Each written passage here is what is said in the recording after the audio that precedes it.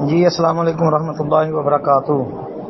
یہ جی محترم بھائی نے یہ ایک روایت بھیجی ہے، مفہوم حدیث ہے۔ عبداللہ بن عباس رضی اللہ عنہ سے کسی نے پوچھا کہ ایک شخص دن بھر روزہ رکھتا ہے اور رات بھر نفل پڑھتا ہے مگر جمعہ اور جماعت کی نماز میں شامل نہیں ہوتا، اس کے بارے میں کیا حکم ہے؟ تو آپ نے فرمایا یہ شخص جہنمی ہے۔ اچھا، یہ جی مصنف عبدالرزاق کا حوالہ اس میں دیا ہے۔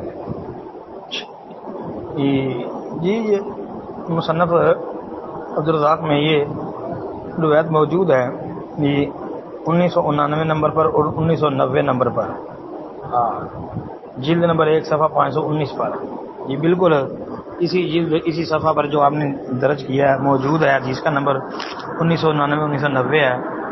تو جو 1999 نمبر روایت ہے بھائی وہ تو ثابت نہیں ہے، اس میں عبدالرزاق ان معمر ان لیث ان مجاہد، تو ایک تو یہ عبدالرزاق کی خود تدلیس بھی ہے، دوسرا اس میں مرکزی علت لیث سے مراد لیث بن ابی سلیم ہے، یہ ضعیف بھی ہے اور مدلس بھی ہے، تو لہذا یہ روایت ثابت نہیں ہے۔ اس کے متصل بعد جو روایت ہے 1990 والی، اس میں عبدالرزاق ان ثوری ان لیث ہے، تو اس میں عبدالرزاق کی بھی تدلیس ہے، ثوری کی بھی تدلیس ہے، لیث ان مجاہد، تو لیث جو ہے یہ تدلیس بھی کر رہا ہے اور ضعیف بھی ہے، جس طرح پیچھے میں نے ذکر کیا ہے کہ ضعیف بھی ہے اور مدلس بھی ہے، تو لہذا اس میں بھی تین علتیں ہیں، اس لیے اس طرح کی کوئی بھی روایت ہمارے علم کے مطابق ثابت نہیں ہے جی۔